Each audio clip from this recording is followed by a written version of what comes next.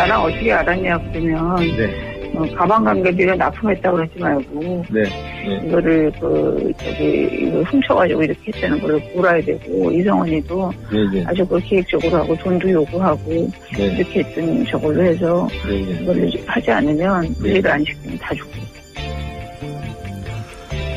안녕하세요. 김호준입니다. 방금 들으신 내용은 박영선 의원이 폭로한 최순실의 위증교사 녹취입니다. 최순실 씨는 법률 전문가가 아니죠. 어떻게 해야 자신의 혐의가 줄어들지 알 수가 없습니다.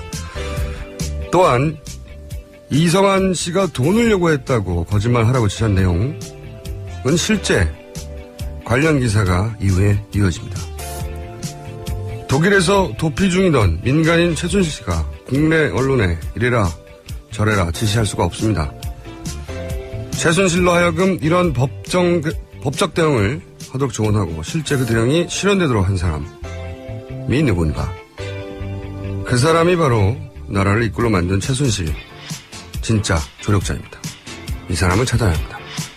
김어준 생각이었습니다. 자, 첫 번째 주제는 브리핑 시간이고 오늘도 시사인의 시사인 김은지입니다. 딱딱. 예. 예. 저희가 이제 사전 합을 맞추지 않다 보니까 예.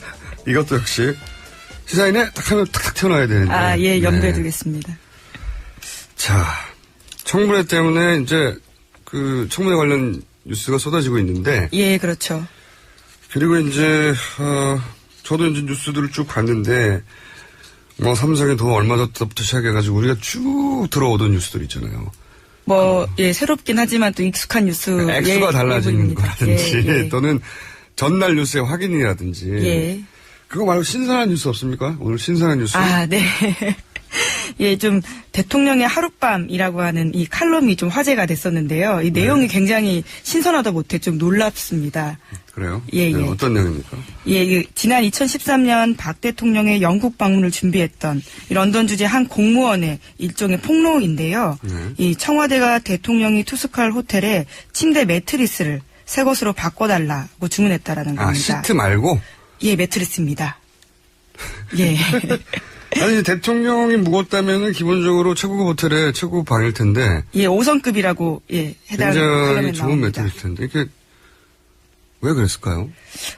뒤에 요구는 사실은 이 정도는 시작에 불과한데요. 뒤에 요구를 보시면 조금 더 놀라실 겁니다. 침대에 저기 띄워 놓으시나?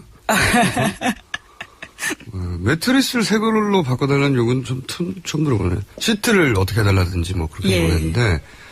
매트리스를 새 걸로, 아예. 예. 그리고요, 또 어떤 요구가 있었어요? 그런 다음에 또 박 대통령은 욕실 샤워 꼭지 또한 서울에서 온 곳으로 교체해달라라고 하는데요. 이 굉장히 디테일합니다. 샤워기는 손잡이 부분을 눌러야 물이 나오는 형태로 이게 해달라라는 겁니다. 하룻밤 자는데 샤워기 꼭지를 바꿔달라? 예, 하룻밤 묵었습니다. 근데 본인이 딱 원하는 샤워 꼭지가 따로 있기 때문에 한국에서 경호실에서 꼭지를 들고 다니는 거죠? 말하자면. 공수를 해가야 되는 상황이 아니었을까 싶습니다. 야, 이거 특이하네. 왜 꼭지가 꼭 본인이 원하는 스타일이라 했을까요? 물줄기가 본인이 원하지 않는 방식으로 나오면은. 네, 재밌습니다. 계속해주세요. 또 요구사항의 절정은 이제 여기인데요. 이 화장대에다가 이 조명등 2개와 흰 장막을 설치해달라라는 겁니다. 뭐라고? 조명등 2개와 흰 형태의 장막을 설치해달라라는 건데요. 화장대에. 이 객실에다가, 화장대, 이제 방에 이제 화장대가 있겠죠? 화장대에 조명을 설치를 하고. 그리고 흰 장막을 어디다 쳐요? 이 하얀 장막을 거울이 보이는 뒤에다가 쳐야 된다고 하는데요. 왜냐면, 거기에 대해서 좀 다들 의아해하지 않겠습니까? 그러니까, 이 청와대에서도 이 부연 설명을 하는데요. 거기에 대해서 이 대통령이 머리 손질과 화장을 하는 곳은 대낮처럼 밝아야 한다. 또. 거기까지 이해할 수 있어요. 왜냐면 본인 얼굴에 많은 작업들이 있었지 않습니까? 지금 밝혀지기로는. 근데 그게 드러나지 않도록 이렇게 밝은 조명에서도. 흰 장막은 뭡니까, 이게? 그리고 이제 뒤편에다가는 흰 장막을 쳐서 거울 속에 대통령의 모습이 비칠 때 다른 사물이 보이지 않도록 해야 한다라는 겁니다. 저는 이런 경우를 본 적이 있어요. 아, 그러신가요? 연극을 하는 분들이 연극을 할 때 이제 몰입하기 위해서 예. 그 대기실에서 다른 인물로 들어가자면 다른 사물이 이렇게 보이면 안 되잖아요. 다른 인물로 들어가자면 아니 진짜 이게 굉장히 최고 수준의 배우가 예. 어떤 순간 몰입하기 위해서 다른 사물이 그러니까 컴컴하게 만들고 완전히 새 역할에 몰입하기 위해서 자기 얼굴만 거울에 비추도록 조명을 조정하는 예. 그렇게 해서 그 배역에 빠져들어간다 이 얘기를 본 게 아니죠. 들은 적이 있거든요. 예. 고도로 정신 집중하고 다른 사람이 되는 거죠. 예. 왜냐하면은 대사를 치고 그 사람이 돼야만 제대로 살아나잖아요. 이분이 이제 그러니까 연설을 할 때 남이 써준 연설이다 보니까 이렇게 실제로 자신이 연설문을 쓴 것처럼 빠져들어가기 위해서 그렇게 한 건가요? 네, 이건 예. 이야 대단하네요. 예, 이 칼럼 때문에요. 다시 한번 화제가 된 기사도 있습니다. 이 송영길 전 시장, 인천시장이자 현재 이 더불어민주당 의원인 송영길 의원이 지난 7일에 한 일종의 폭로가 있거든요. 그러니까 이 흰 양반은 굉장히 자기중심적이에요. 예. 세상에 자기밖에 없는 거예요. 그냥 기본적으로 그런 의미죠. 송영길 의원 생각납니다. 변기. 예, 맞습니다. 자세히 전해주세요. 예, 그 송영길 의원이요, 이 지난 그 8일에 이 민주당 이 생방송에 나와가지고 했던 이야기였는데요. 자신이 인천시장으로 재직하던 당시에 박 대통령과 있었던 일화인데, 인천시장 시절에 박 대통령과의 국정간담회가 있었다. 그래서 인천시청에 와서 오전에는 시정 보고를 듣고 점심을 시청에서 같이 먹고 오후에 이 민정시찰을 하는 프로그램인데. 그러니까 이제 오전에 왔다가 잠깐 점심을 먹는 거네요. 예, 네, 그렇죠. 왜냐면은 시정 보고를 듣고 나서 점심 먹고 이제 가는 거니까. 예. 시정 보고 듣는 동안은 회의실 같은 데 있었을 것이고. 예. 일정 자체는 이해가 갑니다. 그런데. 예, 그런데 잠시 이제 휴식을 취할 때 시장실을 빌려달라라고 요구를 했다는데요. 이 송 시장은 당연히 그렇게 하시라라고 허락을 했는데 이제 문제는 그 이후에 벌어졌다라는 겁니다. 이 청와대 경호실에서 방을 한번 점검하겠다라고 하고 와가지고는요. 이 화장실 변기를 좀 문제를 삼았다라는 건데요. 이 송 시장 워딩을 그대로 읽어보면 이렇습니다. 이제 그런데 변기를 뜯어가더라고요. 변기를. 깜짝 놀랐어. 내가 쓰던 변기는 못 쓰겠다는 거죠. 이 변기를 뜯어가지고 새 변기를 설치했어요. 이렇게 이야기를 합니다. 그럼 대통령 경호실 차량에는 항상 변기하고 수도꼭지가 준비되어 있다는 겁니까? 그것까지 샤워꼭지하고 변기를 상비약처럼 준비하지 않고서 이게 어떻게 금방 됩니까? 그러니까 시장실에 쭉 점검을 해보다가 대통령께서는 아니 침실 하룻밤 자는데 매트리스도 시트만 갈면 되는데 본인 피부가 무슨 흡착하는 능력이 있어가지고 뭔가 빨아들이는 것도 아니잖아요. 시트만 갈면 되지. 근데 매트리스를 새로 갈라고 하고 수도꼭지를 한 번만 쓰는데 갈아야 되잖아요. 변기도 그러네요. 변기도 혹시 사용하실 수 있는데 대통령께서 그렇죠. 네 다른 사람과 함께 어떻게 이런 거죠. 좀 황당한 에피소드인데요. 이런 상황들이 겹치다 보니까 진짜 실제 이런 일들이 아니 뭐 깔개를 덮는다든지 방법은 많잖아요. 근데 이게 시장 광역단체 시장실에 있는 변기를 그냥 뜯어버리는 거죠. 그래서 시장인데 시장 시장실에 있는 시설물인데 말하지 않고 그냥 난데없이 뜯어가 버렸다는 거 아니에요. 그리고 나서 대통령이 쓸 일회용 변기를 이제 갖다 놓고 그러면 대통령이 떠났는데 그 이후 변기는 뜯어갔나요? 아니요. 뜯어가지 않고요. 그대로 놔뒀다라고 합니다. 송 시장도 뜯어갈 줄 알았는데 그냥 놔두더라고요. 라고 이야기를 하더라고요. 대통령 하사 변기네요. 근데 그걸 쓰긴 썼답니까? 쓸 수도 있기 때문에 뜯어간 거예요? 쓸지도 몰라서 뜯어간 거예요? 아니면 쓰는 게 확실하기 때문에 뜯어서 교체한 건가요? 이 디테일이 중요합니다. 송 시장이 그것까지는 확인을 못한 것 같습니다. 이거 저희가 송영길 의원하고 연결해가지고 쓰긴 썼냐? 예. 아니면 쓸지도 모른다는 그런 가정 때문에 이렇게 변기를 뜯어간 것이냐? 예, 예. 네, 확인해 봐야 되겠네요. 예. 그리고 변기의 가격이랄까요? 아. 예, 시가 어느 정도 되는 변기를 대통령 경호실 차량에 싣고 다니는지 평상시에. 아주 중요한 뉴스입니다. 네. 아주 중요한 뉴스이기 때문에 그만할까? 이거만 하고? 예. 아, 이거 치료를 받아야 되네요. 치료를 받아야겠네. 예. 이분이 여러 가지로 정신적으로, 진료를 받아야 되는 분인 것 같아요, 정말. 여러 가지 안정을 위해서. 이 강박, 결벽, 이 상상 초월한 정도네요. 자, 그 다음 별로 중요하지 않은 뉴스들. 예. 오늘 뉴스 이걸 다 됐어요. 네. 어제 나온 청문회 소식을 좀 전해드리자면요. 네. 저희가 어제 대통령 필러. 잠깐만요. 예. 송영길 의원한테 이 방송 끝나고 전화해가지고. 사용했나 확실히 확인하시고요. 예. 시중에서 그 변기가 얼마인지. 예.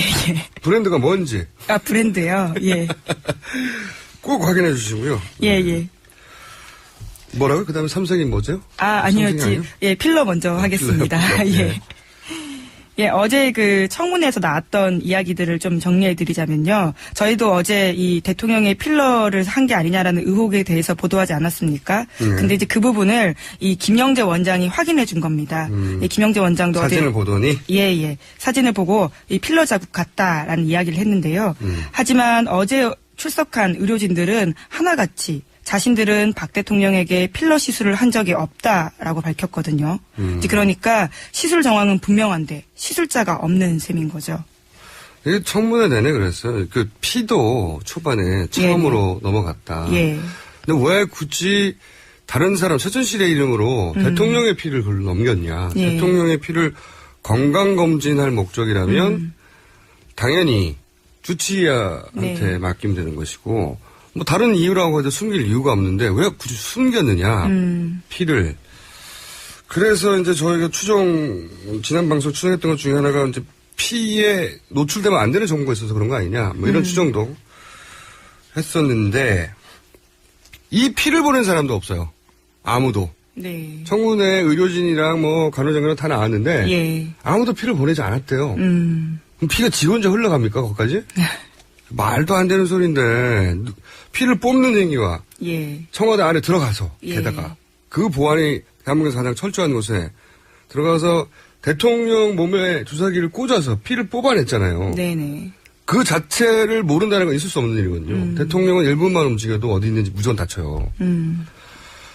그런데 그걸 또 갖고 나간 사람이 없어. 이걸 다 거짓부렁이라고 하는 거죠. 예. 이게 정말, 이 청문회가, 새로운 진실을 밝혀낼 수 없을지는 모르겠어요. 한편으로는. 그렇지만, 이게 거짓말이라고 하는. 예. 네, 그거는 스스로 드러내고 있는 것 같아요. 그렇죠. 또. 필러 했는데 필러 수술한 사람이 없고, 의사들 다 나왔는데, 피를 보냈는데 피 보낸 사람도 없고. 또 새로 나온 사실이 있습니까? 예, 또 이 김상만 전 원장도요, 이 태반 주사를 두세 차례 놨다라는 사실을 인정했습니다. 이제 대통령 주치 배석 없이 자신이 자문의가 되기도 전에 청와대에 가서 대통령에게 주사를 놨다라는 사실을 인정해서요, 이 부분도 좀 눈길을 끌었습니다. 본의 아니게 밝혀진 내용들이 조금씩은 있었어요. 예, 그렇죠.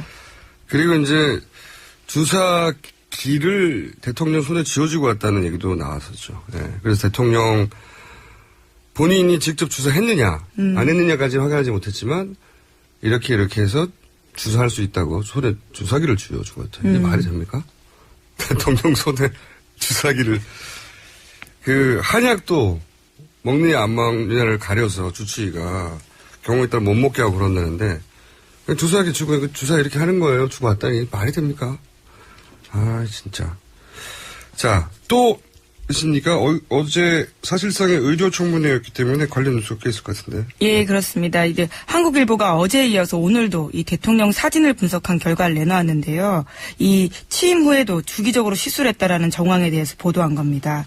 이 보톡스나 필러 성분은 6개월 내지 1년이면 체내에 흡수되기 때문에 계속해서 재시술이 필요하다라는 전문의의 멘트도 같이 보도했는데요. 그러니까 이제 필러가 맞다고 김영재 원장이 얘기했고. 네네. 그런데 필러는 주기적으로 해야 한다. 그러니 치염 이후에도 주기적으로 수술이 됐을 것이다. 알겠습니다. 이 정도는 충분히 알고 있었어요. 일반 국민들도 했겠거니라고. 굳이 또 뉴스를 내네요. 네. 다음 뉴스를 해주십시오. 예, 또 어제 그 청문회에서 최순실 씨 통화 음성이 공개가 돼서 또 약간 그 화제가 됐었는데요. 약간이 아니고 아주 크게 화제가 됐습니다. 예, 그렇습니다. 네. 모든 언론이 다 들썩들썩했어요. 그리고 예. 저희가 이 관련해서는 잠시 후 3부에서 녹취 파일을 공개한 박영세 의원을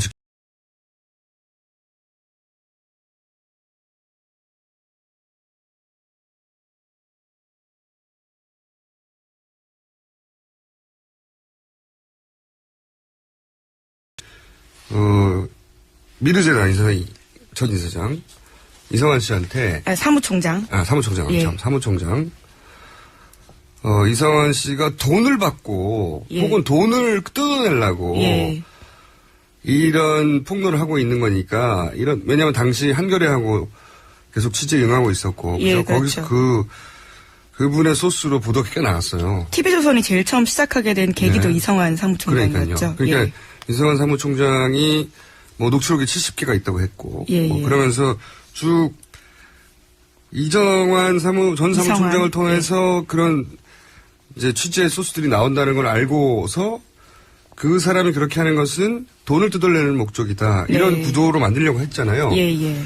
근데 여기서 실제로 그 즈음에 기사가 제가 기억하기로는 연합뉴스 TV의 단독이었어요. 예. 단독이라고. 후속 취재도 없고 그 전 취재도 후 취재도 다른 언론사가 따라붙은 취재도 없이 그냥 딱 달랑 한 번 나온 기사인데 H모 제약회사였던 걸로 기억하는데 제약회사에 30억을 요구했다. 그러면서 이성환은 왜 이런 폭로를 하기 전에 그 업체를 찾아가서 30억을 요구했을까? 이게 당시에 그 기사의 논지였어요. 예. 근데 제가 이제 당시 거의 모든 기사를 체크하고 있었기 때문에 기억에 남는데 왜냐하면 두 가지 생각을 했거든요. 하나는 정말로 돈을 요구하다가 서로 관계가 온났을 수 있다는 가설 하나. 또 하나는 돈을 요구해서 이런 폭로가 있었던 것으로 프레임을 짜서 그 진술의 신뢰성을 떨어뜨리려고 하는 공작일 수 있는 가설. 이 두 가지를 동시에 생각했었는데 그건 이제 판단하려면은 계속 후속 기사를 따라가 봐야 되잖아요. 후속 기사가 없었어요. 그래서 이건 그런 프레임이구나 생각을 했었거든요. 근데 요는 최순실 씨 혼자 그런 걸 짤 수 없다는 겁니다. 최순실 씨가 연합뉴스 TV에다 전화해가지고 그렇게 짜주세요. 할 수가 없잖아요. 예, 그렇죠. 네. 이게 최순실 씨가 그렇게 지시했거나 말했기 때문에 연합뉴스 TV에 단독이 나올 수 없다면 네. 더군다나 독일의 도표 중이 없고 이미 문제가 크게 되고 있었는데 그 기사를 만들어내도록 혹은 뭐 그런 관련 정보 소스를 실제 요구했는지 아닌지 저는 모르겠어요. 네네. 근데 요구했다는 기사가 달려 나왔단 말이죠. 그러면서 재단 관계자가 뭐 메모를 전달해 줬다느니 이런 얘기가 그 안에 몇 줄이 있었거든요. 너무 오래된 기사고 하루 나오고 끝나가지고 못 보신 분들이 많을지 모르겠는데 저는 봤어요. 이 기획이 있었다는 거죠. 제가 보기엔 그 기획이 있었다고 하는 정황인데 최순실 씨가 아니라 그런 기획을 만든 사람을 찾아야 된다는 거죠. 저는 계속 주장하지만 최순실 씨 혼자 이런 계획을 다 짤 수가 없어요. 네. 이제 특검에서 이것도 밝혀야 될 내용이라고 봅니다. 자, 하나, 둘 정도 더 전달해 줄 수 있을 것 같아요. 예, 어제 이 또 청문회 뉴스가 하나 더 있는데요. 이 손혜원 더불어민주당 의원이 이 분당 서울대병원 3인방이 있다라는 사실을 좀 지적을 했는데요. 아하. 이 정진여 보건복지부 장관, 서창석 서울대병원장, 전상훈 분당 서울대병원장 이렇게 세 사람을 지목했습니다. 이 세 사람은요. 2013년 박 대통령 취임 당시에 분당 서울대병원장이 정장관이었고 서창석 원장은 같은 병원 기조실장, 또 이 전상훈 씨는 경북대 출신으로 서울대 관련 병원에서 이 최초의 타교 출신 병원장이 된 사람이다. 라면서 이들의 관계를 묶어서 이 3인방이라고 이야기를 한 거죠. 아하, 3인방, 분당 서울대병원 3인방. 이제 굉장히 이례적인 일들이 많이 일어났단 말이죠. 네, 서창석 의원 같은 경우도, 분당 서울대 출신의 의사로는 서울대 병원장이 처음으로 된 분이고 이례적으로. 예. 네. 그리고 이례적으로 주치의를 하다가 중간에 관두고 서울대 병원장이 된 분이기도 하고 이분이 이제 지금 앞에 청문회에 거론된 많은 의사들과 끊임없이 연결돼 있죠. 네. 특히 김영재 의원 같은 경우에. 그래서 이제 뭔가 의혹이 있을 것이다. 라고 하는 끊임없는 추정과 추론이 있는데 아직 밝혀지지 않았어요. 근데 여기서 이제 아주 중요한 대목 하나가 서창석 원장이 주치의로 온 이후에 청와대가 구입한 각종 약물들, 예. 주사제들, 2014년 9월. 이 향정신성 약품들이 2배 가까이 늘었다. 그래서 어제 저희가 그런 방송을 했었는데 이 약물의 증가하고 이 원장의 주치의 취임하고 상관관계가 있는 거 아닌가. 약물을 최준실 일가가 약물을 쉽게 구입하기 위해서 청와대를 그 구입 루트로 삼은 거 아닌가 하는 의혹. 그게 있었죠. 네네. 네, 서창석 원장도 알고 있는 걸 다 말하지는 않는 건 분명한 것 같습니다. 네. 뭐를 숨기는지는 모르겠으나 알고 있는 건 다 말하지 않은 것 같고요. 여하간 그런데 이제 분당 서울대병원 출신의 3인방이 이 의료농단의 중심축 혹은 중요한 축 역할을 한 것으로 보인다는 최초의 문제 제기가 나온 거네요. 예, 그렇습니다. 손혜원에서. 그러면 10초, 20초 정도 아까 이제 삼성이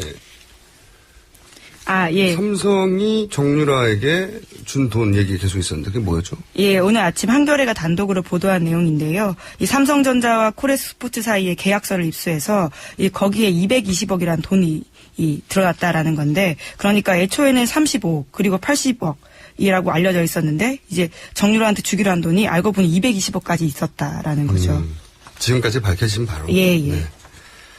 아하, 계약서가 나왔기 때문에 이건 움직일 수가 없는 거네요. 예. 네. 삼성전자가 코레스포츠는 이제 비덱 스포츠로 나중에 이름을 바꾼. 예, 맞습니다. 최준실 씨가 독일에서 호텔도 사고 했을 때 사용했던 그 법인인데 이 회사와 계약을 맺어서 정유라 씨에게 건네주고자 했던 액수가 220억이었다. 맞네요. 네. 점점 늘어나고 있습니다. 점점 늘어나고 예. 지금까지 나온 것만 220억. 그러니까 정유라 씨 개인 얘기예요. 이거는 재단 출연금이나 미르재단 어쩌고 다 빼고. 예, 그렇습니다. 예. 네. 승마 선수 지원이라고는 하지만요. 사실은 혜택 받은 사람은 정유라 씨 한 명뿐입니다. 네. 알겠습니다. 오늘 여기까지 하겠습니다. 예, 시사인 김은지였습니다. 뉴스공장 최고의 화제작이죠. 내부자 둘. 지난주는 안민석 의원이 미국 출장 때문에 못 나오셨고, 김성태 의원이 지난주는 못 나오셨고, 오늘은 두 분 다 밤늦게 두 분이 야합해서 집에서 뻗치기 하는 것으로 결정을 하셔서 저희가 두 분 다 연결을 전화로 하게 됩니다. 배신자 둘을 연결해 보겠습니다. 내부자 둘이 아니라. 새누리당 김성태 의원 전화 연결됐습니다. 안녕하세요. 예, 안녕하세요. 김성태입니다. 예, 요즘 청문회 사회 보시느라고 정말 피곤하시죠? 네, 많이 힘듭니다. 예, 체력적으로, 정신적으로도 힘드시겠지만, 일단 기본적으로 체력적으로 너무 힘드실 것 같아요. 거기 앉아 계신 게, 그죠? 그렇습니다. 특히 지난, 이틀 전에는 또 독일 베를린 스타디움에서, 80년 전 송기정 선수 베를린 마라톤 우승에 일장기의 아픔을 드러내고 가슴에 태극기가 달린 송기정 동상 개막식을 하고 왔습니다. 그래서 어제 또 청문회 하루 종일 사회보고 하니까 좀 많이 힘듭니다. 감기도 드신 것 같은데. 네. 네, 그렇습니다. 다른 걸 떠나서 제도의 한계 때문에. 아니, 저는 인사도 안 시켜주세요. 잠깐만 기다려 보십시오. 어차피 둘 다 좀 기다려도 될 것 같습니다. 의원님은. 네, 안녕하세요. 페이퍼 컴퍼니 추적 전문가 안민석입니다. 의원님도 또 요즘 너무 바쁘시잖아요. 청문회도 할 뿐만 아니라 주말 되면 막 미국도 갔다가 얼마 전에 독일도 갔다 오셨다면서요. 저는 이번에 독일 가서 정유라 소재지 것도 확인했고, 특히 최순실의 독일 돈 세탁 네. 이 부분을 이제 추적하는 과정에서 굉장히 놀라운 사실을 확인을 하고 왔습니다. 그래서 저는 개인적으로 정유라의 소재보다는 뭐 언젠가 밝혀지겠죠, 그거는. 근데 제가 더 궁금한 것은 의원님 잠깐 언급하셨던데 이게 이제 지금까지 언론에서 한 10여 개 정도의 페이퍼 컴퍼니가 거론됐었는데 그보다 훨씬 더 많다. 이런 말씀하셨어요? 수백 개요. 수백 개고요. 10개가 아니라 수백 개요? 네, 92년에 최순실 정윤의 이름으로 유벨이라는 회사가 하나 설립이 되고요. 네. 그리고 최순실 이름으로 5개 이상이 만들었다 없어졌다 그러는데요. 그리고 최근에 비덱까지, 그리고 여기에는 데이빗 윤, 이번 독일 최순실과 함께 동행했던 최순실과의 한몸 데이빗 윤이 또 만든 회사가 또 있고요. 그리고 이제 독일 사람 이름으로 이제 수백 개의 페이퍼 컴퍼니가 있는데요. 전체 돈 규모가 상상을 초월하는 규모의 돈이 세탁이 되었고요. 아마 이것을 조사하다 보면은 박정희의 사라진 통치자금이 추적될 수 있을 것 같고요. 그리고 또 박근혜 지난 4년 동안 재벌들에게 갈취한 돈들이 해외 재벌들의 법인들 통해서 독일의 이런 페이퍼 컴퍼니로 들어갔을 가능성을 보고요. 특히 2007년, 2012년 대선 직전에 뭉칫돈이 빠져나간 흔적들이 있어요. 이것이 우리 대선 자금, 불법 대선 자금으로 또 연결되지 않았을까 싶고요. 아무튼 하루빨리 우리 특검이 독일 검찰이 지난 여름 때부터 이게 조사를 했거든요. 의원님 말씀은 독일 검찰은 네. 이런 내용의 조사가 상당 정도 진척되어 있다, 이런 말씀이네요? 네, 그래서 특검이 독일 검찰과 공조해서 최순실의 독일의 돈 세탁 이 액수 정확하게 파악하고 하여튼 전부 다 몰수를 해야죠. 이번 어쨌든 독일 가서 가장 중요한 성과는 페이퍼 컴퍼니가 하나가 아니라 수백 개고, 그건 굉장히 오래됐고, 그걸 관리하는 사람이 따로 있었고, 이 뿌리를 찾아가다 보면 박정희 전 대통령의 통치자금하고도 연결될 수도 있다. 그리고 이 내용을 독일 검찰은 이미 수사 중이다. 특검은 빨리 받아라. 이런 말씀이네요? 네, 잘 정리해 주셨습니다. 사실상 이번 독일에 이제 안민석 의원도 같이 가셨는데, 네. 정유라 씨의 소재지를 확인하고 또 국회 이 최순실 국정조사 특위의 출석 요구서, 네. 그리고 앞으로 5차 청문회 정인으로 반드시 나와야 된다는 그런 사전 동행 명령까지 이렇게 가지고 왔었어요. 그래서 정유라 소재지로 추정되는 곳에 사실상 왼종일 안민석 의원이 흔히 말하는 뻗치기를 한 거죠. 그렇죠. 기자들이 하는 뻗치기를. 예. 네, 그렇습니다.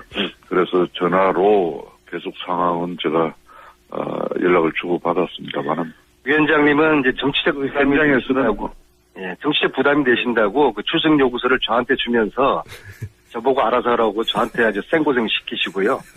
본인은 뭐 호텔에서 편히 쉬시고, 위원장님의 그런 좀 비겁한 모습을 제가 살짝 봤는데요. 근데 뭐 정치적 부담이라는 걸 제가 충분히 이해합니다. 여당 위원장이시니까 유라를 잡으러 다니는 거는 너무 부담스럽겠죠. 이 또 정치자들에게 큰 혼선을 주시네요. 예? 저는 그래도 국조특위위원장으로서 우리 안민석 의원은 정유라 소재를 위해서 그런 현장 뻗치기를 하고, 또 나는 나대로 독일 또 내에서 정유라뿐만 아니라 최순실 일가들이 이 프랑크푸르트를 중심으로 어떤 또 활동이 있었는지 이런 여러 가지 탐문을 하게 되지 않습니까?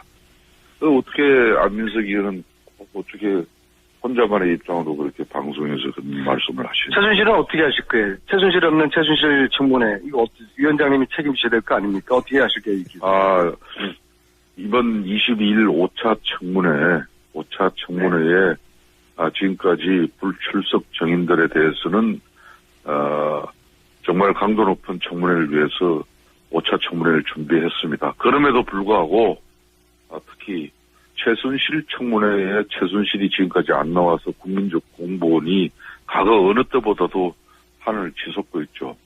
서울구치소로 가서 구치소 현장 조사를 통한 청문회가 이루어질 수 있도록 지금 각고의 노력을 기울이고 있습니다. 구치소에서도 본인이 안 나오고 거부하면 어떻게 하죠? 그때는 이제 국회 모욕죄를 비롯한 모든 법적인 이제 처벌이 최순실 씨에게 가해질 겁니다. 그렇게 하지 말고 이렇게 하세요. 제가 아이디어 하나를 드릴 테니까 교통방송에서 최순실에게 이렇게 통보하시죠. 최순실이가 정원대에 나서지 않는 한은 국조청문회 문을 닫지 않을 것이다. 내년 벚꽃 필 때까지라도 연장을 해서라도 최순실 정원대 꼭 세우겠다. 그렇게 위원장님께서 선언하시죠. 오늘 여기에서. 안민석 의원은 국조특위에서 그런 이제 의사진행반을 통해서 의견을 주시면 감사하겠습니다. 우리 공장장께서 지금 방송 진행하시죠. 아니, 그리고 최순실 씨 입장에서는, 그래, 너희들 고생해봐라. 이럴 것 같은데요. 체력이 소진돼서 제가 보기엔 김성태 위원장님이 먼저 쓰러지지 않을까요? 계속하면? 저 체력은 걱정이 없습니다. 걱정은 없고. 네. 어젯밤에 저한테 좀 봐달라고 저한테 보낸 문자로 오늘 공개를 한번 해볼까요? 무슨 체력이 걱정이 없다고 그러세요? 네, 공개해주세요. 위원장님이, 이제 연로하셨잖아요. 그래서 아무튼 지금 체력이 많이 이제 고갈되신 것 같아요. 그래도 연세 비해가지고는 아주 굉장히 근장하시는데 최근에 위원장님 하면서 사실 정치적인 부담을 여당 위원장으로서 굉장히 어렵게 지금 지고 계신 거거든요. 네, 문자 공개해 주십시오. 네. 제가 또 그런 게 제가 이제 야단 인간은 아니니까요. 본인이 먼저 말씀하셨고.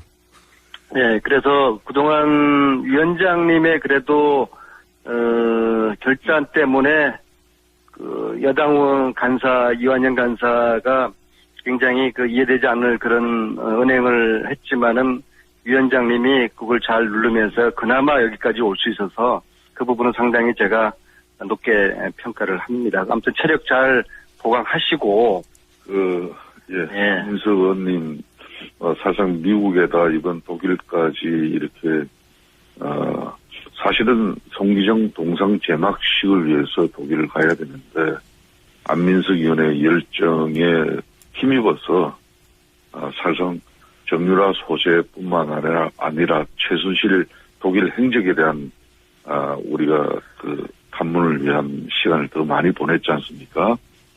이런 것들이 다 국민들에게 최순실이라는 이런 무능과 탐욕에 찬 이런 한마디로 주체들이 대한민국 국정을 농단한 부분에 대한 단호한 우리가 처벌 의지뿐만 아니라 대한민국의 민주주의와 정의를 또 소화하기 위한 그런 우리 안민석 의원의 열정에 저도 무한정 저도 동의를 표합니다. 그렇지만 새누리당 이완영 간사는 간사 나름대로 또 새누리당 또 지도부의 입장이라는 게 있지 않았겠습니까? 그 사람을 미워하지는 말고.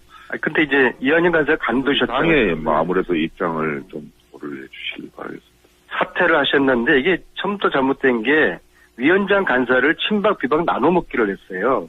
비박으로 김성태 위원장님, 친박으로 이완영 간사. 맞죠, 위원장님? 제가 잘 확인해 본 것 같아요. 이렇게 합시다.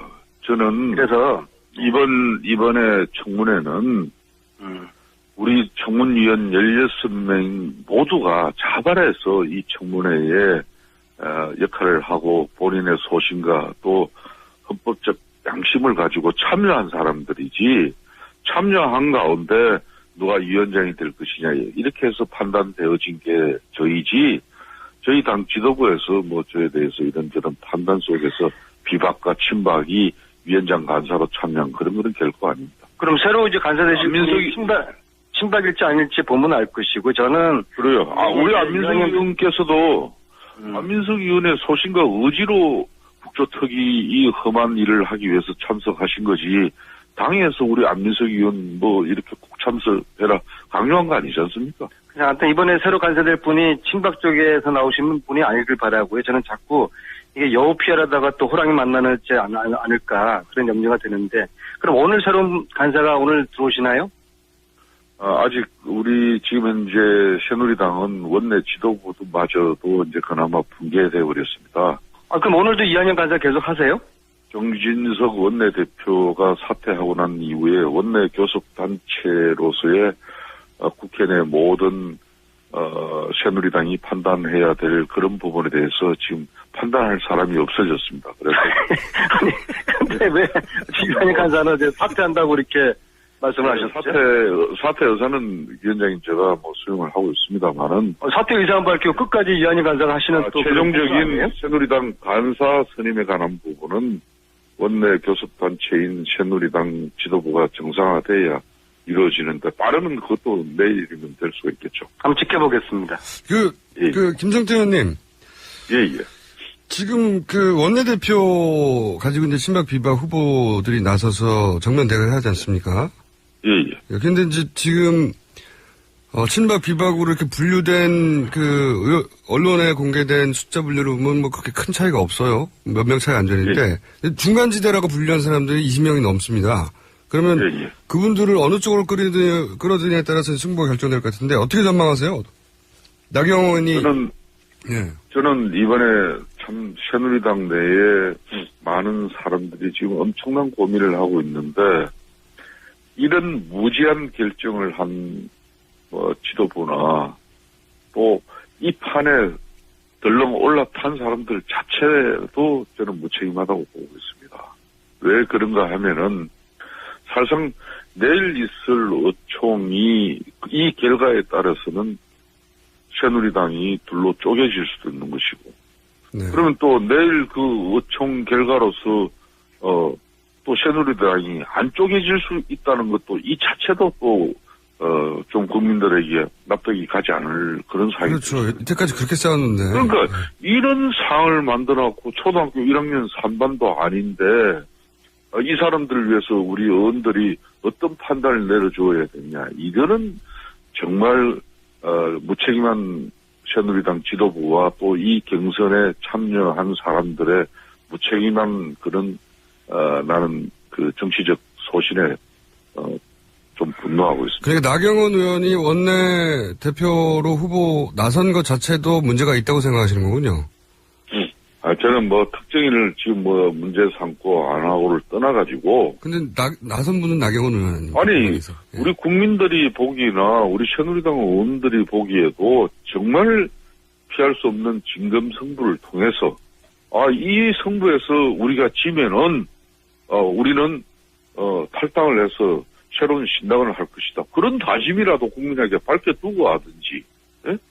또 흔히 말하는 친박 후보라는 진영에서도 말로만 개혁하지 말고 본인이 당선되면은 흔히 말하는 박근혜 대통령과 이 보수의 가치를 송두리째 흔들고 망치게 한 장본인들 단죄하겠다는 확고한 의지를 밝히든지. 이것도 아니고 저것도 아닌 사람들이 나서가지고 우리 의원들의 어떤 입장을 갖다 강요하는 것은 이건 정말 이 사람들을 위해서 왜 우리가 이 헌법기관인 한 표를 낭비해야 되느냐 그런 심정이 들어요. 저는. 친박 쪽에서 후보를 내는 건 너무 당연한데 자기들 입장에서는 이제 자기들이 당의 주인이라고 생각하고 그분들은 그래서 본인들 후보를 냈는데 나경원 의원이 비박 전체의 의견을 수렴해서 나선 후보라기보다는 그렇게 알고 있었는데 나경원 의원이 후보로 나서는 자체를 탐탁지 않아 하는 비박계도 있는 거군요. 그러니까 흔히 말하는 비주류 진영, 흔히 말하는 비상시국회의, 비박이라고 일컬어지는 이 사람들 과연 몇 사람이 모여서 저는 청문회를 하느라고 이 내용을 잘은 모릅니다만은 그렇게 해서 이 어떻게 보면은 함정의 덫에 왜 걸려드느냐 이거예요. 예를 들어서 나경원 원내대표가 나경원 원내대표로 당선되면 그러면 비박계가 당을 접수할 수 있게 되는 거 아닌가요? 꼭 그렇지만도 않죠. 그렇지만 이게 최종적인 당이라는 것은 이정현 당대표 사퇴 이후에 비대위원장이 이제 어느 쪽이 되느냐에 따라서 당을 접수했고 안 했고를 정확하게 판가름할 수는 있는 것이죠. 이게 원내대표 하나를 가지고 그런 판가름이 될 수는 없습니다. 그러니까 원내대표가 예를 들어서 친박계가 원내대표가 되면 정말 분당한 사태를 치달을 수 있지만 그 비박 쪽인 나경원 의원이 원내대표가 된다고 해서 모든 문제가 일단락되는 건 아니고 아직 갈 길이 멀다. 그러니까 비박 진영에서도 그러면은 친박에서 당선되면은 정말 탈당을 할 건지 탈당을 전제로 하고 이 싸움을 붙는 것인지 그런 거 저런 거 없이 제가 어제 확인해 보니까 그냥 이 뭐 당 지도 체제가 긴급히 원내대표를 선출해야 된다니까 어제 5시까지 입후보 등록을 마감해야 된다니까 그냥 그렇게 한 거예요. 그럼 의원님 과연 이 상황이 그렇게 참여를 해서 새누리당 원내대표를 뽑아야 되는 것인지. 의원님 그러면 이 문제는 김무성 전 대표의 뜻이 100% 반영된 게 아닌 겁니까? 가까우신 분으로서. 저는 김무성 당대표도 뭐 이런 판단에 또 결정에 뭐 일조가 되어졌다 그러면 대단히 그분도 적절치 못한 판단을 한 거라고밖에 저는 말할 수 없어요. 그럼 김성태 의원님 독립선언 하시는 건가요, 완전히 이제? 독립을 떠나가지고 이 보수 정당이 이런 식의 이 하급하고 위급한 시기에 중지를 모아나가는 모습 자체가 정말 정신 못 차린 사람들이고 그들을 위해서 이 많은 보수의 가치들이 또 어떤 희생을 당해야 되는 거예요. 이건 정말 아니라고 보는 것이죠. 알겠습니다. 저희가 몰랐던 내용이네요. 안민석 의원님. 오늘 상당히 편파적인 진행을 하시네요. 의원님은 청문회에서 말씀 많이 하시잖아요. 근데 지금 김성태 위원장님은 청문회에서 이런 말씀 하실 수는 없으니까. 근데 오늘 청와대 경호실 갑니까?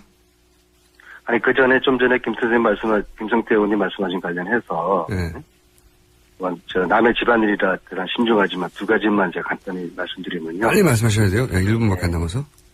원내대표는 김성태 의원님으로 강추를 하고요. 나경원 의원님 정도 되면은 저희들이 좀 속으로 표정 관리할 것 같고요. 너무 편해서 상대하기가? 네, 두 번째로는 저 친박은 이미 지난번 대통령과 함께 친박도 탄핵 당했거든요. 동반 퇴출해야 되는데 이분들이 굳이 정치하고 싶으면은 혁신과 통합 연합 이렇게 해가지고 국민들 헷갈리게 할 게 아니라 최순실 당을 만들면 돼요. 이분들은 극우 정당을 만들고 그래서 최순실 당 이름으로 하면은 자기들끼리 어떻게 하면 되겠죠. 두 분이 청문회 하시다가 너무 친해지신 거 아니에요?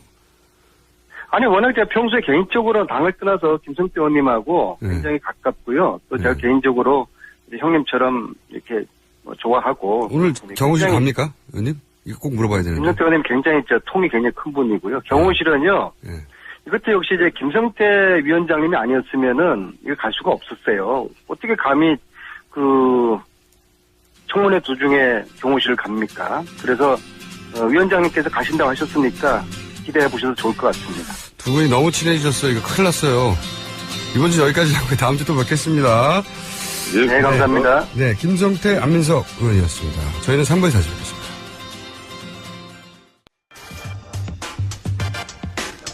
어제 청문회에서 최순실의 통화 녹취 파일이 공개됐습니다.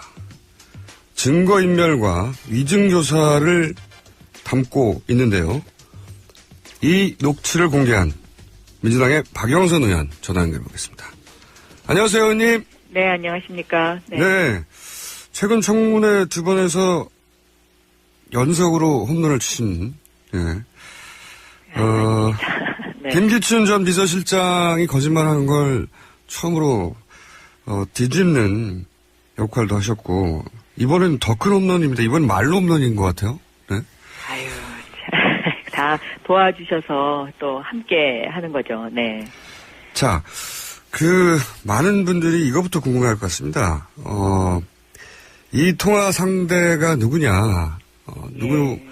왜냐하면 뻔히 또 이건 조작된 녹취 아니냐 이런 얘기가 뭐 물론 들어본 분들은 명백히 조작일 수 없다는 걸 알지만 네. 그런 얘기가 나올 것 같아서 혹시 밝히실 수 있다면 누군지를 네, 궁금해하실 텐데요. 네. 제가 오늘 청문회가 이제 4차 청문회가 있지 않습니까? 네. 그래서 오늘 청문회에서 좀 밝힐 예정이고요. 아, 그렇군요. 네, 이분은 최순실 씨의 재단 관련 지인입니다. 네. 여기서 지인이라 하면 거기서 근무한 정도인가요? 아니면 그냥 관계했던 정도인가요? 예, 오늘 들으시면 아실 것 같습니다. 네. 알겠습니다. 네. 여하간 정황을 보면 최순실 씨가 믿고 전화할 정도의 관계였던 거죠, 확실히. 예. 그렇죠. 네네. 네. 그런데 이제 통화 내용으로 보면 네. 이게 한두 통화로 끝날 사이도 아니었던 것 같은데 다른 통화 녹취도 있는 거죠? 네, 좀 더 있습니다. 예. 그래서 오늘 그것을 다 마저 한 다음에요. 네. 누구와 통화 내용인지를 오늘 밝힐 예정입니다. 예. 혹시 오늘 밝힐 내용은 어떤 걸 담고 있는지 다 궁금하거든요. 네. 저희 방송을 여고폰으로는 쓰지 마시고 좀 힌트를 주십시오. 물론 이제 현장에 가서 해야 네. 증인들이 준비하지 못하도록 할 테니까 네. 다 말씀하실 수는 없더라도. 네, 그 위증교사와 관련된 부분인데요. 네. 이제 어제는 이걸 이렇게 이런 식으로 나가자 이런 어떤 이제 그런 방향성에 관한 거였다면 네. 오늘은 회사 이름도 좀 나오고요. 네. 아하. 그걸 왜 그렇게 얘기했냐 이제 이런 이제 반론 제기 예? 그런 부분에 대한 내용들이 조금 더 있습니다. 예. 보다 구체적이군요. 네네. 연타석 말로문론인데. 자, 이걸 언제 입수하셨어요? 며칠 됐습니다. 예. 녹취 시점은 오고 가는 이야기로 봐서는 대략 언제로 보십니까? 첫 번째 녹취. 10월 27일이고요. 10월 27일. 아, 정확하게 날짜가 있군요. 예. 네, 그리고 시간은 그 대화 내용 중에 나오는데요. 네. 한국 시간으로 새벽 5시쯤인 것으로 보입니다. 예. 새벽 5시. 네네. 현지 시간으로 저녁이었겠군요. 예.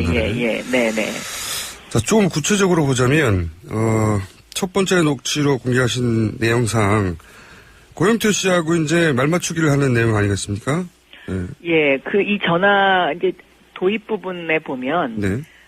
전화기가 꺼져 있다가, 연락이 안 된 상태에서 이제 이 최순실 씨가 연락을 하는 겁니다. 그러니까 그 당시에 왜 독일에 잠적했지 않습니까? 네네. 그리고 그 10월 27일이 제가 찾아보니까 이게 세계일보 인터뷰가 나오던 날이더라고요. 아, 그렇군요. 그러니까 세계일보 인터뷰를 한 직후에 서울에 전화를 해서 지인한테 세계일보와의 비슷한 내용으로 지침을 내리는 것으로 그렇게 추측이 됩니다. 예. 그렇군요. 네. 근데 내용 중에 보면 네. 우선 고영태 씨가 자신을 어떻게 알게 됐는지 전후 관계를 이렇게 말을 맞추자 이런 내용인데 저희가 이제 가방을 대통령을 들게 했다. 이건 이미 주제 사실인데 그중에 고원기획 얘기가 나옵니다. 근데 고원기획 얘기를 하지 말라는 이유가 뭔가요? 저도 그건 확실히 모르겠습니다만 네. 아마도 그 고원기획이라는 것이 네. K스포츠나 미르재단을 통해서 이제 그 재벌들로부터 돈을 걷지 않습니까? 네네. 그러면 그것을 어디론가 이제 빼내려고 했던 페이퍼 컴퍼니였던 것으로 보입니다. 그랬기 때문에 그걸 얘기하지 마라 그랬던 게 아닌가. 네. 애초에 고원기획으로 인연이 연결되어 있는 건 맞는데 그 얘기는 하지 말라. 그렇습니다. 예. 네. 그리고 이제 중요한 것은 실제로 고영태 씨가 검찰이나 그 이후에 청문회에서 이렇게 맞춘 대로 이야기를 했느냐 아니겠습니까? 그거는 제가 보니까 그렇지 않았습니다. 아하. 왜냐하면 고영태 씨가 그 청문회에 나와서도 최순실을 어떻게 알게 됐느냐 그랬더니 이 가방 납품하다 알게 됐다 그러면서 사실대로 얘기한 것으로 보입니다. 예. 그렇군요. 고영태 씨는 또 고영태 씨 자신에게 유리한 방향으로 진술할 수밖에 없으니까 고영태 씨는 또 자기 살 길을 찾아간 거군요, 말하자면. 네. 애초부터 그러니까 이제 청문회와 이제 이 녹음 테이프를 보면은요. 애초부터 고영태 씨는 지금 이 미르와 K재단과 관련된 일이 뭔가 이게 잘못돼 가고 있다라고 생각을 했던 것으로 보입니다. 그래서 이 최순실 씨로부터 이제 좀 이제 떨어져 나가려고 준비를 했던 것 아닌가. 저는 그런 생각이 듭니다. 왜냐하면 TV조선의 그 CCTV 화면을 고영태 씨가 TV조선에 이런 문제가 있다라고 이것을 TV조선에 갖다 준 시점이 2014년 12월 달이라고 청문회에 나와서 그렇게 얘기를 했거든요. 그러니까 꽤 시점이 앞으로 당겨지지 않습니까? 네. 네. 알겠습니다. 고영태 씨 진술도 뭐 100% 그대로 믿을 수는 없지만 저희는 지금 현재로서는 추측이니까요. 네. 알겠습니다. 두 번째 녹취록은 더 중요한 것 같은데 이 정황으로 봐서는 태블릿 PC가 공개된 이후에 이런 대화가 오간 것 같아요. 그죠? 맞습니다. 예. 이렇게 지시를 한 이유가 뭘까요? 태블릿 PC가 이제 이게 그 최순실 씨 입장에서는 네. 아마 굉장히 이게 절정타였다고 생각을 하는 것으로 보입니다. 네. 그래서 이 태블릿 PC에 대해서 이것이 이제 그 대화 내용이 뭐 이렇게 약간의 생략어를 많이 써요. 뭐 고영태라고 이름도 얘기하지 않고 고 씨가 뭐 이렇게 얘기를 하기 때문에 이것도 약간 이제 추측을 할 수밖에 없는데 대화 내용이 그런 어떤 그 뭔가를 조작품으로 몰고 가라. 뭐 이제 이런 식의 이야기를 계속해서 하니까, 이거 뭔가 하여튼 지금 굉장히 자기가 이제 어떤 코너로 몰리고 있고, 이게 잘못하다가는 우리가 다 죽겠구나. 이제 이런 위기의식 같은 것을 느낄 수가 있죠. 네. 그러니까 이제 이 대화 내용상 추정해보자면 이게 이제 태블릿 PC가 훔쳐간 것이고 조작한 것이고 뭐 이렇게 얘기를 하고 있어요. 아마도 재판에서 증거가 획득되지 않도록 만들려고 했던 의도인 것 같기도 한데. 그렇죠. 예. 그러면서 이제 또 이어지는 이야기가 그 미르재단의 그 이성환 전 이사장 같은 경우에 당시 언론을 통해서 여러 가지 그 소스를 제공하고 있었던 사람이었거든요. 근데 이분이 돈을 받아서 그렇게 한 것처럼 몰아가라고 이런 그렇죠. 얘기를 했습니다. 그렇게 꿈이라는 그런 어떤 이제 그 내용이었고 실제로 세계일보 인터뷰를 보면 본인이 그런 얘기를 하지 않습니까? 네, 5억을 뭐 요구했었다. 네. 뭐 이렇게 얘기를 하고요. 그리고 이제 그 고영태 씨와의 관계를 이렇게 보면 고영태 씨는 뭔가 이제 문제가 있어서 이제 최순실 씨로부터 이것을 떠나려고 하는데 최순실 씨는 고영태 씨가 그런 마음을 먹고 있었다는 것을 갖다가 그렇게 절감하고 있었던 것 같지는 않아 보입니다. 네. 그렇군요. 네네. 실제도 이성환 전 이사장에 관해서 이제 돈을 요구하거나 돈과 관련한 불협화음이 있다. 이렇게 만들려고 지시하는 내용인데 당시 기사를 쳐다보면 실제 좀 뜬금없게도 이성환 씨가 무슨 업체에다가 돈을 30억 규모로 요구했다느니 하는 기사가 있어요, 실제 보면. 아, 그렇군요. 네. 그래서 이렇게 말을 맞추고 그렇게 몰아가려고 하는 시도가 분명히 있긴 있었던 것 같다. 이런 생각이 드는데, 근데 이게 최순실 씨가 혼자서 법적으로 이렇게 저렇게 하는 것이 본인에게 유리하다. 라고 혼자 판단하기에는 굉장히 어수선한 상황이었고, 뭐 법률 전문가도 아니지 않습니까? 그러니까 이게 당연히 누군가의 조언을 받았다고 생각해야 되지 않을까요? 저도 그런 생각이 많이 듭니다. 그러니까 귀국하기 전에 이 사건에 대해서 어디까지 뭘 어떻게 은폐하고 뭘 어떻게 할 것인가에 대한 그 사전에 그 자기 나름대로의 그 어떤 그 목적이 있었던 것이 아니냐.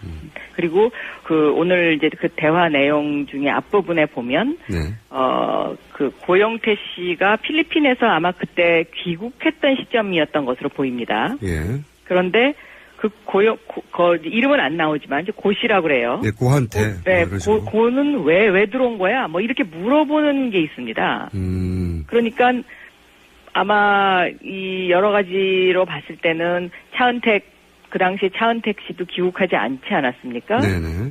그런 정황으로 봐서는 초기에 뭔가 이 최순실 씨가 아주 이것을 은밀하게 재단을 해서 일부분만 어떻게 비껴가려고 노력을 했다는 생각이 들고요. 그리고 이것이 과연 혼자 이렇게 이것을 다 짤 수 있었을까? 그 부분에 대해서는 굉장히 의심이 많이 품죠. 네. 어디까지 인정하고 어디는 부인해야 되고 그래야 법률적으로 유리하고 이런 판단은 사실 당사자 하기 힘들거든요. 법률 전문가가 아니면. 예. 하하. 그런데 검찰은 이걸 몰랐을까요? 전혀? 저는 알았다고 봅니다. 예. 어떤 이유에서 그렇게 판단하십니까? 검찰의 공소장에 보면은요. 네. 공소장에 보면은 일부 예를 들면 안종범이라든가 다른 몇 사람에 대해서는 이 교사죄 부분에 대한 언급이 있습니다. 근데 최순실 씨에 관해서는 그 부분이 없어요. 그래서 이거를 왜 일부러 안 썼는지 아니면 최순실 씨를 이거를 안 쓰는 게 특검에서 수사하는데 도움이 됐다? 그렇게 선의로 해석을 해야 되는 건지 아니면 최순실 씨를 좀 봐주기 위해서 그랬던 건지 그런 거는 제 생각에는 특검에서 좀 더 조사를 해보면 나올 것 같습니다. 네. 그러니까 말씀해 주시는 검찰이 최순실 씨를 몰아붙일 수 있는데 최대한 몰아붙이지 않았다 이런 정황이 있다는 말씀이세요? 그렇죠. 네. 아하, 그렇군요. 그런데 이제 이렇게 큰 사건에서 검찰이 자체 판단으로 최순실 씨를 이 정도 선에서 봐주자 이렇게 결론 지으면서 수사를 몰고 갈 수 있지는 않지 않습니까? 누군가가. 예, 저도 그렇게 생각합니다. 왜냐면요, 이번 청문회를 통해서 쭉 보면 청와대에서 세월호 7시간과 관련된 부분에 대한 증인 단 한 사람도 지금까지 나오지 않았습니다. 어제 이영선, 윤전추, 지금 현재 근무하고 있는 청와대 직원까지 연가를 내면서까지 지금 안 내보냈거든요. 의도적으로. 그런 거로 봐서는 청와대와 그 검찰 간의 어떤 이 수사 진행 상황에 대한 교류가 있었던 것 아닌가 하는 그런 의심을 충분히 품을 수 있는 대목들이 여러 군데서 나옵니다. 앞으로 이 부분과 관련해서도 제가 청문회에서 좀 더 밝힐 부분이 아직 조금 남아 있습니다. 네. 컨트롤 타워가 따로 있었다고 보시는 거군요. 네. 자기네들끼리의 서로의 내통하는 뭔가의 컨트롤 타워가 있지 않았을까 그런 생각이 많이 듭니다. 오늘 청문회에서 이야기할 내용도 그런 부분이 일부 포함되어 있습니다. 네. 청문회 꼭 보도록 하겠습니다. 예고편을 여러 번 하시는데 제가 한 가지 더 여쭤볼게요. 네네. 그러니까 이 청문회 오늘 청문회 끝나고 나서 저희랑 꼭 다시 한번 연결하시고 네네네. 첫 번째 홈런을 치신 김기춘 전 비서실장 관련해서 네. 저는 청문회 보면서 저도 좀 봤는데 의원님의 경력이나 또는 과거 그 경험으로 볼 때 분명히 김기춘 전 비서실장과 최순실 씨가 알고 있었지 않느냐는 사실을 더 추궁할 게 있었을 것 같다는 생각이 들었거든요. 그렇지 않나요? 네, 제가 그날요 시간이 모자라가지고요. 사실은 중요한 팩트 하나를 김기춘 실장에게 질의를 하지 못한 게 있습니다. 여기서 물어봐 주십시오.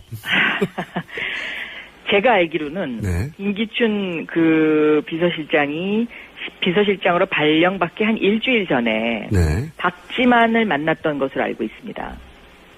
그래서 박지만 측에서 네. 김기춘 실장에게 이런 정윤회와 최순실 쪽 이야기를 하면서 네. 이 사람들과 누나의 관계가 이렇기 때문에 앞으로 아버지의 어떤 추모 사업과 관련된 부분을 실장님이 맡아줘야 되는 것 아니냐 이런 이야기를 한 것으로 제가 알고 있습니다. 아 그래요? 근데 제가 그날 이분이 너무 그냥 계속 시치미를 띠고 그리고 뒤에 가서 네티즌 여러분들이 이제 막 저희한테 막 제보도 해주고 막 그러면서 제가 이제 이 질문을 못 했었는데요. 아하. 김기춘 실장의 그런 태도, 이런 것들은 저는 아무리 법률가라지만 물론 이제 본인이 어떤 최순실이나 정윤회의 존재를 알고 비서실장으로서 그런 행동을 했다면 여러 가지로 공범 행위에 해당하니까 공동의 책임을 져야 되는 이제 법률적으로 좀 더 무거워지는 부분이 있겠지만 저는 지금까지 어떤 국가의 그 고위급 관료를 여러 차례 지낸 분으로서는 굉장히 참 실망이 컸습니다. 네. 일주일 전에 박지만 씨를 만나서 정윤의 최순실 부부에 관한 이야기를 박지만 씨로부터 김기춘 비서실장이 들었다는 얘기는 역시 네. 이제 제보의 형태로 받으신 거겠죠? 그렇습니다. 그러니까 네. 정윤의 문건이라는 것 자체가 박지만 씨하고 연관이 있는 그렇죠. 것 아닙니까? 네. 네. 그래서 이 박지만 씨가 누나가 걱정이 많이 돼서 김기춘 실장을 만나가지고 따로 그런 이야기를 했던 것으로 저는 전해 들었습니다. 네. 그러면 뭐 당시 대화나 혹은 장소, 일시 구체적으로 가지고 계신 거고요. 거기에 참석했던 사람을 제가 직접 박지만 씨 말고 또 한 사람이 있습니다. 예. 그렇군요. 네네. 그거를 물으셨어야 되는데 네. 이 방송을 통해서 물으신 걸로 하고. 네네. 알겠습니다. 오늘 여기까지 하고요. 네네. 청문회에서 아무래도 또 한번 홈런을 치실 것 같은데 홈런을 치신 후에는 저희 방송에 나오시는 겁니다. 네네네. 네. 알겠습니다. 오늘 말씀 감사합니다. 네, 감사합니다. 네. 네. 지금까지 민주당의 박영선 의원이었습니다. 나랑 어떻게 알았냐 그러면 네. 가방 관계비가 납품했다고 그러지 말고 네. 네. 이거를 이거 훔쳐가지고 이렇게 했다는 걸 물어야 되고 이성원이도 네. 아주 그 계획적으로 하고 돈도 요구하고 네. 이렇게 했던 저걸로 해서 네. 이거를 하지 않으면 네. 무리를 안 시키면 다 죽고. 네. 이 내용을 직접 들어보시고 혹시 저희가 놓친 게 있다면 이런 게 아니겠느냐 저희한테 제보를 해주셨고요. 해석에 있어서 방금 제가 손혜원 의원의 보좌관 김성애 보좌관 정청래 전 의원의 보좌관이었죠. 이분한테 제보를 하나 받았습니다. 그래서 바로 소개할까 하는데 김성애 보좌관 역시 제보를 또 받았네요. 저희가 브리핑 때 화장실 얘기를 드렸는데 송영길 시장 당시 인천시장 실에 방문했다가 화장실을 갑자기 변기를 바꿔달라고 했다는 그 얘기 드렸죠. 그런데 이제 해군 2함대 인천 해역방어사령부에 복무했던 분의 제보입니다. 당시 박근혜 대통령이 2013년이라고 합니다. 사령관실에 들렀다 갔는데 갑자기 사령관이 변기를 가려고 하셨고 이미 방문한 다음입니다. 그때는 아마 변기를 사용하지 않았는데 변기를 가려고 굉장히 의아했답니다. 왜냐하면 부대사령관 화장실은 대단히 깨끗한 상태인데 이미 왜 변기를 가려고 하는지 이유가 박근혜 대통령이 다시 방문할지 모른다. 그래서 예산이 없어가지고 다른 예산을 전용해서 어쨌든 변기를 싹 갈았다고 합니다. 아마도 다음에 대통령이 방문할 때 화장실을 사용할지 모르니 미리 바꿔두라고 지시한 경호실에서 지시하고 간 게 아닌가 싶은 정황인데 정작 오진 않았답니다. 정작 오진 않았는데 방문할지도 모르니 변기를 싹 갈라고. 이거 한 건이 아닐 것 같아요. 지금 새로 밝혀지기 시작했는데 혹시 관련된 사실을 아는 분들은 저희한테 제보해 주시기 바랍니다. 네. 제가 방금 제보된 이중 제보네요. 제보받아서 제보한 내용을 말씀드렸습니다.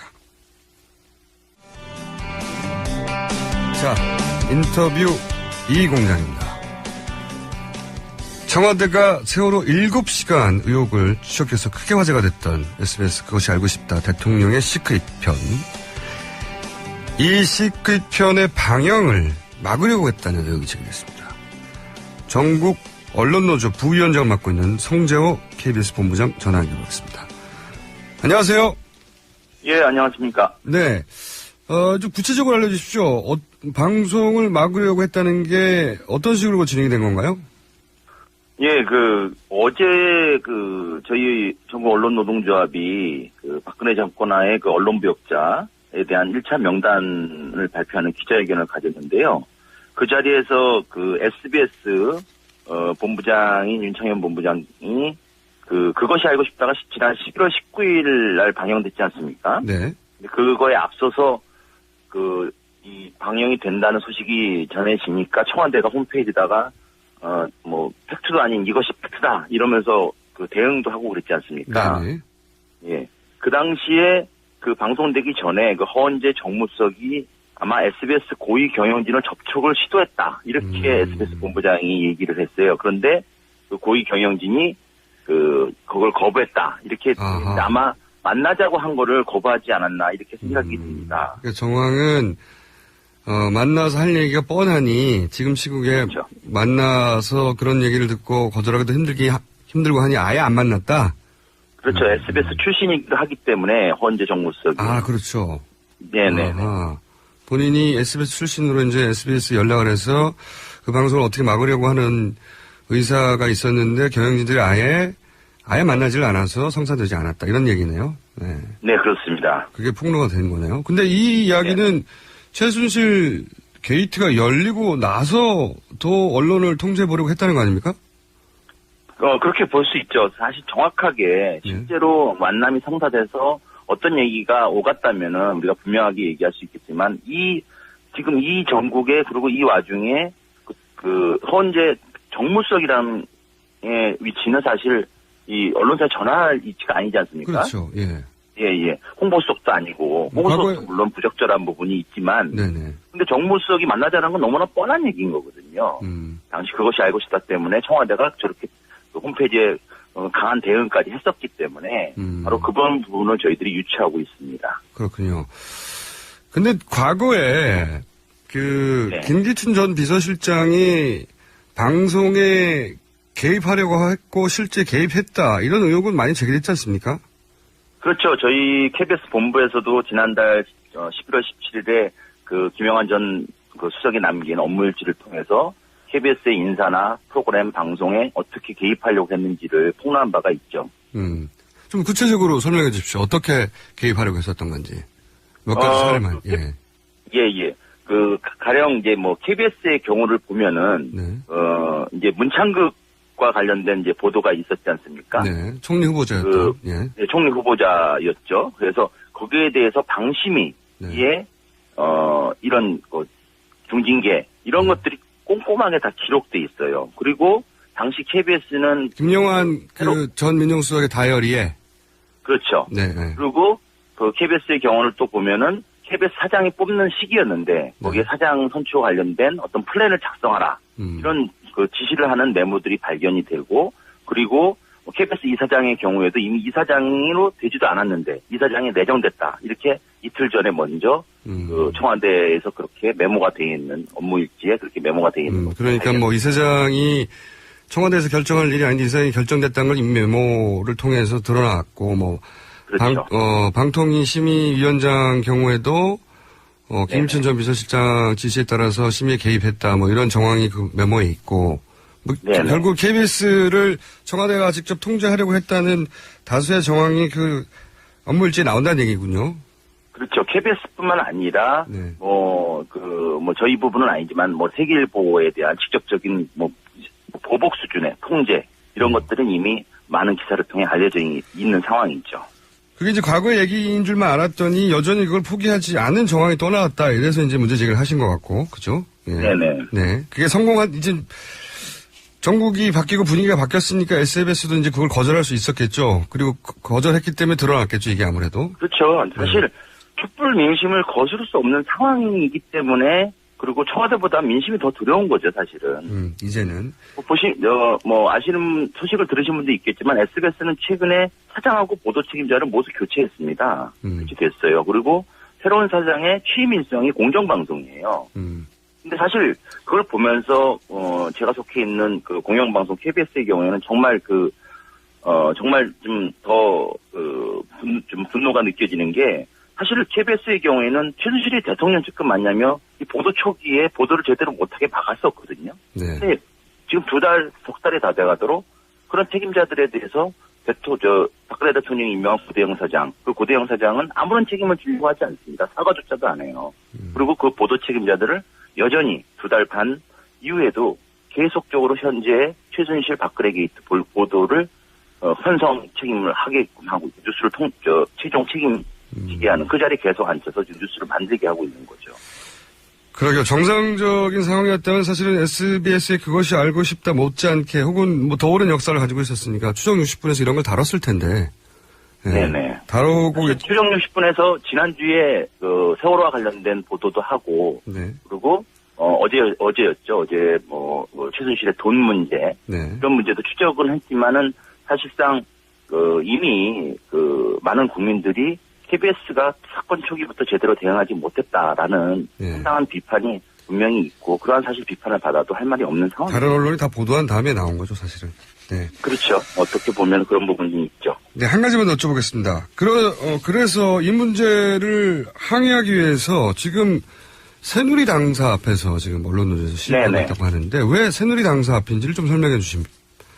저희가 어제 밤부터 이제 새누리당 앞에다가 천막을 치고 이제 24시간 철야 농성, 천막 농성에 들어갔습니다. 네. 사실 저희가 이렇게 새누리당사 앞에 왜 하냐면 새누리당을 해체하라 이런 구호를 내세우고는 있지만은 직접적으로는 두 가지입니다. 첫 번째 지금 우리 이번 사태에서 공범, 재벌 공범, 새누리 공범 얘기하지만 그 못지않게 국민들이 비난하고 있는 부분이 바로 언론 공범이라는 부분입니다. 근데 지금 이번 사태 속에서 아무도 이 부역 언론이라고 하는 이 부분에 대해서는 아무도 심판대에 오르지 않았어요. 현재까지도. 앞으로도 그럴 가능성이 별로 없어 보이고요. 그래서 이 정권의 그 언론 장악에 대한 진상규명이 국회 차원에서 국정조사가 됐든 지금에 열리는 국정조사가 됐든 아니면 추후에 됐든 청문회나 국정조사를 통해서 이 언론 장악에 대한 진상규명이 반드시 이루어져야 된다. 그리고 부역 언론인에 대한 심판이 이루어져야 된다라는 부분을 저희가 강조하려고 하고 있고요. 또한 이걸 근본적으로 사실은 바꿔야 돼요. 대통령이나 여당이 거기 공영방송사의 사장이나 이사회를 맘대로 주무르고 장악하는 현재의 구조, 즉 법을 바꿔야 되는데 이 방송법 개정안, 방문위법 개정안이 올라가 있는데 네. 이거 새누리당이 반대하면서 지금 법안 심사조차 제대로 하고 있지 못하는 상황이거든요. 마찬가지로 지금 국정조사 청문회가 열리고 있지만 언론 관련 증인들, 특히 공영방송, 공영언론 관련 증인들이 한 명도 채택되지 않고 있어요. 새누리당의 반대 때문에. 그래서 저희들이 그것에 항의하고 규탄하고 반드시 근본적으로 법을 바꾸고 그다음에 청문회나 진상조사가 열리도록 하기 위해서 새누리당 앞에서 무기한 저희 천만농성에 돌입하게 된 겁니다. 알겠습니다. 오늘 말씀 감사하고요. 이 사안이 좀 더 진행되면 다시 한번 연결하도록 하겠습니다. 네, 감사합니다. 네, 지금까지 전국 언론노조 성재호 부위원장이었습니다. 네, AS는 오늘 공지부터 하나 해야 될 것 같습니다. 12월 27일 화요일 6시 50분까지 TBS 1층에 오시면 1층에 공개 스튜디오가 있습니다. 네, 그래서 선착순이에요. 네, 어디 신청하고 그러실 필요 없고 반차 쓰시고 오십시오. 오실 분들. 자, AS 잠깐 드리면 오경숙 씨가 박영수 의원님 CBS에 동시에 나오네요. 둘 중 한 군데는 녹음이겠죠. 맞춰보십시오. 자, 내부자 둘 왜 안 싸우나요? 네, 지금 청문회 기간이란 특별한 시즌이라서 네, 스튜디오 두 분 또 나오시면 싸울 겁니다. 자, 여기까지 하겠고요. 저희가 직접 제보 받으니까 그리고 제보에 따른 반론도 언제든지 받으니까 연락 주십시오. 여기까지 하겠습니다. 어제 3차 청문회, 사실상 의료 청문회라고 부를 만한데, 그래서 의원들이 굉장히 많이 등장했는데, 이분들이 제대로 하고 있는 건지, 비전문가인 일반인들은 알 수가 없죠. 그래서 저희가 인도주의 실천 의사협의회 정형준 정책국장 연결해서 청문회 간단히 짚어볼까 합니다. 안녕하세요. 예, 안녕하세요. 네. 저희는 들어도 잘 모르는 얘기가 많아가지고요. 이게 제대로 됐는지 안 되는지 따지기가 어렵습니다. 우선 전문가로서 총평 먼저 해보신다면요? 예, 뭐 세월호 7시간 관련해서는 뭐 제가 자세히 말씀은 안 드리겠지만 뭐 여전히 아무것도 밝혀지가 않았지만 대통령이 제대로 일 안 했다는 거는 계속 입증이 되고 있는 것 같고요.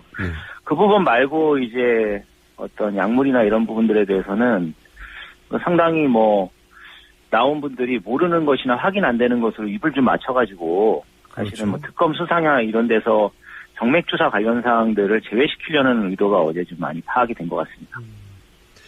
전반적으로 입을 맞췄다. 뭐 이런 정황이 분명한 것 같은데 예를 들어서 이런 답변 있지 않습니까?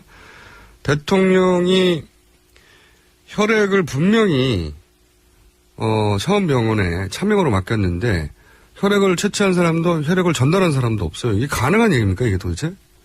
가능하지 않죠. 그러니까 어제 관련돼서 보면 정맥 주사를 시행한 사람과 주사를 그 혈액을 채취한 사람들이 하나도 밝혀지지 않았고 그거를 다 발뺌하기 위해서 뭐 주사 앰플들, 그러니까 주사용 그 제재들을 가지고 대통령 손에 쥐어줬다고 그냥 본인은 누가 났는지 모른다. 라고 하는 걸로 지금 다 발뺌하고 있는 그런 상황입니다. 이게 대통령이 아니라 하더라도 상식적으로 이게 가능한 얘기입니까? 그러니까 주사제하고 그 앰플을 주고 당신이 이렇게 맞으세요. 이게 가능한 얘기인가요? 가능하지 않죠. 대부분 다 처방을 하면 그걸 실수를 하는 간호사나 의사가 존재하는 것이고요. 그러니까 근데 그냥 주워왔다는 거는 누군가 실수를 하는 사람이 있었다는 것입니다. 그렇겠죠. 어제 답변은 손에 쥐어주고 왔다. 그렇다는 얘기는 무려 대통령에게 알아서 주사를 몸에 꽂고 주사하세요 이렇게 했다는 얘기잖아요. 그렇게 이제 오해할 수도 있는데 정확하게는 나는 모르니까. 그렇죠. 그리고 환자인 대통령에게 알아서 이 뭐 청와대 안에 있는 누구를 동원해가지고 맞으라고 했다는 거고 자기는 모르겠다. 그러니까요. 발뺌을 한 것이니까 좀 황당한 것이죠. 이게 진짜 황당한 답변인데 일반인에게도 당신 알아 주사 맞으세요 가는 의사가 없는데 대통령한테 자 이렇게 맞으셨으니까 알아서 하세요. 그 뒤는 나는 모른다. 이게 청문회 답변이었죠. 하하. 그리고 또 이거는 어떻게 생각하십니까? 여러 가지 이제 뭐 태반, 감초, 마늘 등등을 처방했는데 이게 다 뭐 호르몬 문제를 바로잡으려고 면역 문제 때문에 한 거다. 어때요? 제가 봤을 때는 뭐 이거는 사실 그 면역 문제라고 하는 게 입증이 된 바가 없다는 게 어제 증명이 됐습니다. 뭐 대표적으로 전 주치였던 지금 이제 현 이병석 세브란스 병원장께서 뭐로 무슨 이야기를 하셨냐면은 본인이 이제 주치일 때 세브란스 병원에서 혈액 검사를 다 했다고 하지 않았습니까? 거기에서 뭐 특별한 이상이 없었다 그랬거든요. 그 검사들에 나오지 않을 정도의 뭐 면역 및 호르몬, 미네랄 어떤 수치 등의 문제라는 것은 사실은 효용성이나 안전성, 그다음에 의학적인 어떤 접근에서 지금 벗어나 있는 것이 아닌가 이렇게 생각이 됩니다. 그래서 뭐 이런 부분들을 신봉하고 있는 몇몇 의사 선생님들이 어제 나와가지고 이게 마치 무슨 대통령이 무슨 질환이 있어서 치료를 한 것처럼 호도를 했다고 저는 생각이 되고요. 그렇군요. 혹시 어제 이거는 새로 밝혀졌다. 뭐 저도 대부분은 봤는데 뭐 새로 밝혀졌다고 할 만한 게 없었는데 혹시 의사가 보기엔 이 부분은 밝혀졌구나 하는 부분이 있나요? 뭐 다른 것보다는 어제 이제 밝혀진 것이라기보다는 도리어 이분들이 나와가지고 그런 뭐 호르몬 치료라든가 이런 게 효과가 있는 것처럼 특히나 이 김상만 선생님하고 서창석 병원장이 그 의학적인 어떤 필요에 의해서 이걸 했다고 하는 주장을 뭐 새누리당 국회의원 몇 분이 또 질문을 해서 입을 맞춰가지고 국민들을 좀 혼란에 빠뜨린 측면이 저는 크다고 보고요.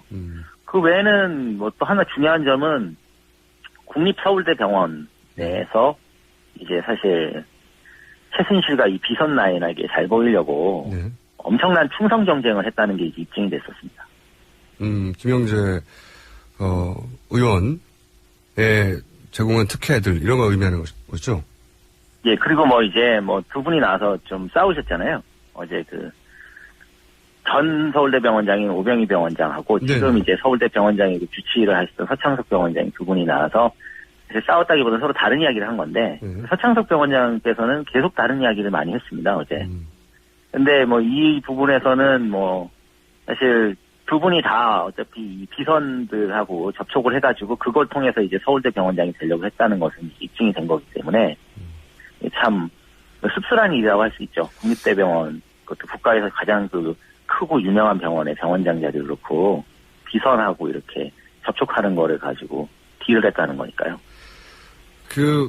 이제 전체적인 그림 뭐지? 약물과 관련된 뉴스가 이제 쏟아지기 시작하고 그리고 이제 뭐 중간에 비아그라도 나왔다가 우리가 이해할 수 없는 혹은 알지 못하는 약물들 계속 쏟아지니까 어떤 순간부터는 이게 어떻게 이해해야 될지 이제 방향을 잃게 되는데 그래서 저희가 어제 정의당 윤석열 의원하고 전화 연결을 하다가 그런 얘기를 했었습니다.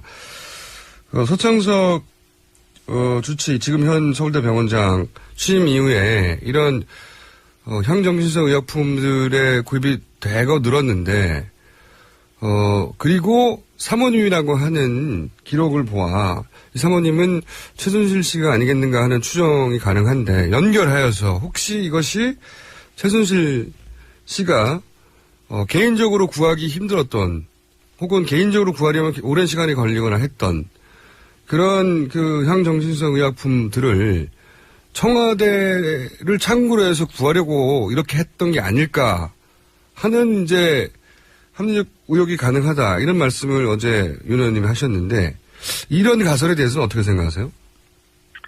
그 부분은 저는 뭐 하도 이제 비선으로 왔다 갔다 많이 했기 때문에 네.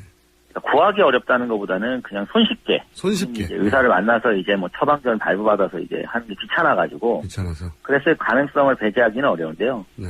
그렇다 치더라도 뭐 그 이전에 청문회 그 1차 청문회 때 청와대 의무실장이 나와서 네. 사실 태반 주사 같은 거는 다 대통령한테 처방했다고 스스로 밝힌 셈이기 때문에 네. 예, 뭐 대통령이 일단 이 약들을 거의 상당수를 소비했을 거라고는 생각하는 게 더 맞을 것 같습니다. 최순실 씨가 사용했을 수도 있지만 여하간 간편하게 하려고 했다. 청와대가 이 약물을 사용하는데 그래서 대거 본인들하고 가까운 주치를 왜냐하면 이병석 전 주치는 그런 걸 다 대부분 거절했으니까요. 주치를 안 치고 약물들을 대거 구입해서 최순실 혹은 박근혜 대통령이 이 약들을 대부분 사용했다. 뭐 이렇게 보는 게 맞겠죠. 예, 그렇게 볼 수 있고요. 네. 또 가장 중요한 건 어제 서창석 병원장이 진짜 좀 저는 주치의로서의 자질이 정말 문제가 있다고 본 게 네. 이분이 나오셔가지고는 김상만 원장이 자기가 통제를 하면서 했다라고 이야기를 했는데 네. 문제는 이제 김상만 원장께서 하시는 이런 어떤 태반 주사나 이런 시술이라든가 면역 치료라든가 이런 게 네. 현대의 그 어떤 저희가 중심이 되는 의학이 이제 근거 중심 의학 원리를 좀 무시하는 대체 뭐 기능의학 이런 것들이거든요. 그래서 청와대 지금 대통령 자문의 20명 중에 사실 김상만 선생님 말고는 그 동의할 사람이 거의 없는데 그것을 서창석 병원장 본인이 막 앞에 나와서 두둔을 하고 본인도 뭐 태반 주사는 뭐 의학적으로 이런 주장들을 좀 해서 아주 위험한 분이라는 생각이 여기 많이 들었습니다. 알겠습니다. 오늘 여기까지 하겠습니다. 감사합니다. 예, 감사합니다. 인도주의 실천의사협의회 정형준 정책국장이었습니다. 저희는 오늘 여기까지 해야 될 것 같습니다. 내일 또 뵙겠습니다. 김호준이었습니다. 안녕.